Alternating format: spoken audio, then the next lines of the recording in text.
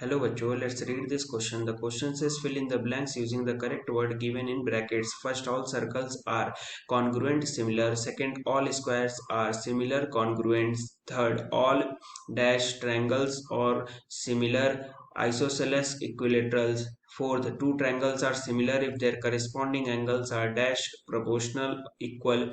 Fifth, two triangles are similar if their corresponding sides are dash proportional equal. Sixth, two polygons of the same number of sides are similar if A. Their corresponding angles are B. Their corresponding sides are dash equal proportional. तो यहां हम देख लेते हैं की concept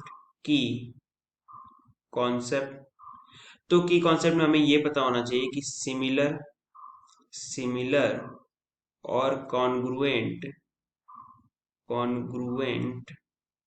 में difference क्या है, उसे हम सारे क्वेश्चन सॉल्व कर सकते हैं। देखो, सिमिलर का मतलब है कि वो एग्जैक्टली सेम नहीं होना चाहिए, उनके प्रॉपर्टीज कुछ सेम होनी चाहिए।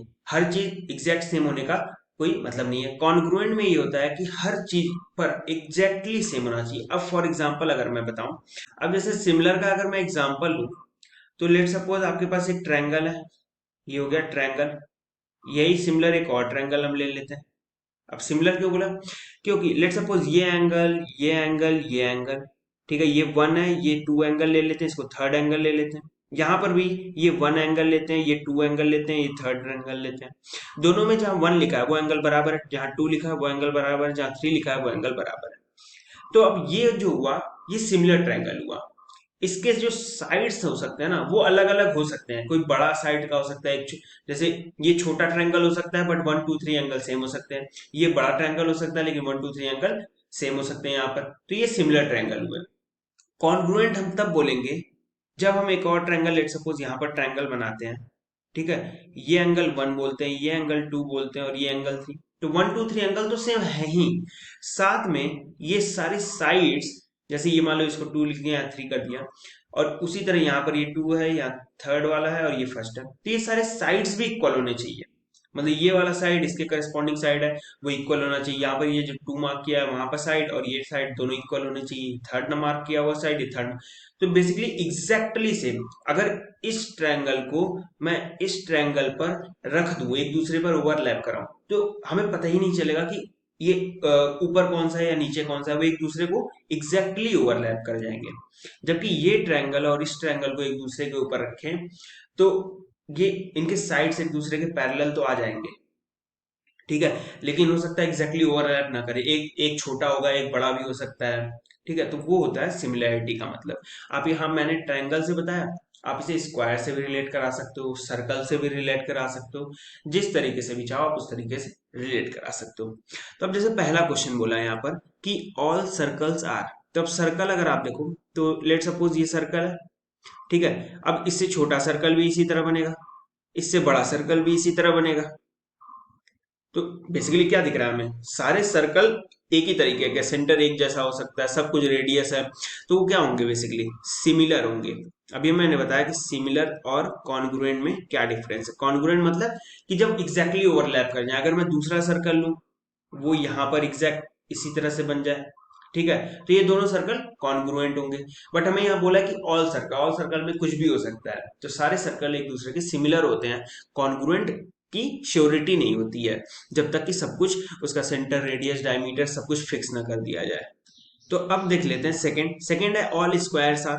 तो सिमिलर टू सर्कल, स्क्वायर में भी अगर आप देखोगे तो वो भी क्या आ जाएगा, वो भी सिमिलर ही आ जाएगा, क्योंकि उसमें भी क्या सब कुछ फिक्स नहीं है। ऑल स्क्वायर मतलब एक जनरल बात कर रहा है, और जनरल बात करने में सिमिलर टू, जैसे सर्कल का बताया वैसे स्क्वायर भी करोगे तो सिमिलर ही आएंगे, वो कॉन्ग्रुएंट नहीं आएंगे। फिर थर्ड है कि ऑल डैश ट्रायंगल्स आर। अब यहाँ पे बोला है आइसोसेलेस और इक्विलेटरल में से हमें पुट करना है, और यहाँ पे सिमिलर बोला है, ठीक है। अब यहाँ पर जो सही होगा वो होगा इक्विलेटरल, ठीक है। क्यों? सिमिलर, सिमिलैरिटी के क्राइटेरियाज, क्या क्या क्राइटेरिया है, ए क्राइटेरिया है, ठीक है। इस क्राइटेरिया का यूज करके हम बोल सकते हैं कि इक्विलेटरल ट्रायंगल जो होगा वो सिमिलर ट्रायंगल होगा। अब अगर आइसोसेलेस हमने क्यों नहीं बोला वो देख लेते हैं। देखो, आइसोसेलेस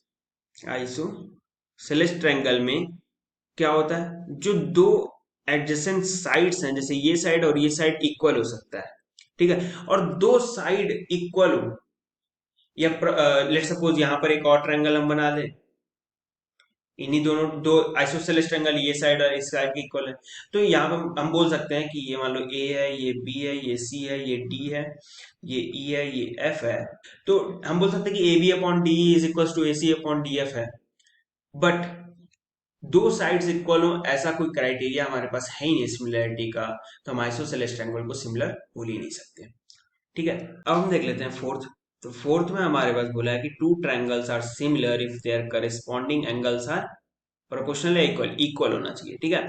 अभी हमने देखा कि ए ए ए क्राइटेरिया, जिस क्राइटेरिया से हमने इक्विलेटरल ट्रायंगल को सिमिलर बोला, उस क्राइटेरिया के हिसाब से हम बोल सकते हैं कि यहाँ पर इक्वल वर्ड आना चाहिए। तो फोर्थ को अगर हम लिखें तो फोर्थ के लिए हम लिख सकते हैं इक्वल, ठीक है।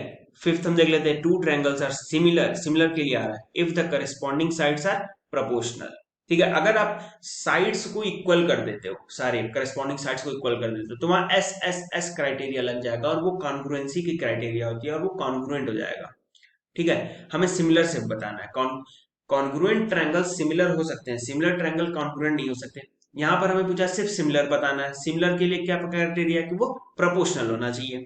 तो यहां पर फिफ्थ जो हो जाएगा, फिफ्थ के लिए हो जाएगा प्रोपोर्शनल, प्रोपोर्शनल।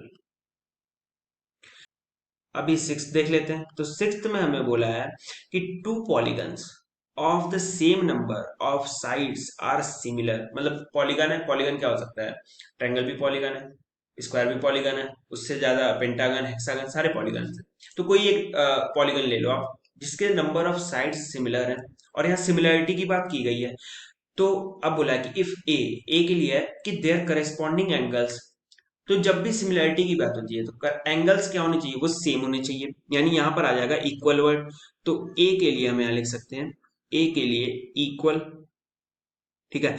अब बी देख लेते हैं कि देयर करेस्पॉन्डिंग साइड्स, हम अब अभी तक हमने देखा कि जब भी सिमिलरिटी की बात हुई है तो साइड्स जो होंगे वो प्रोपोर्शनल होंगे, एंगल्स जो होंगे वो इक्वल होंगे, तो यहाँ बी के लिए हम लिख सकते हैं प्रोपोर्शनल, प्रोपोर्शनल।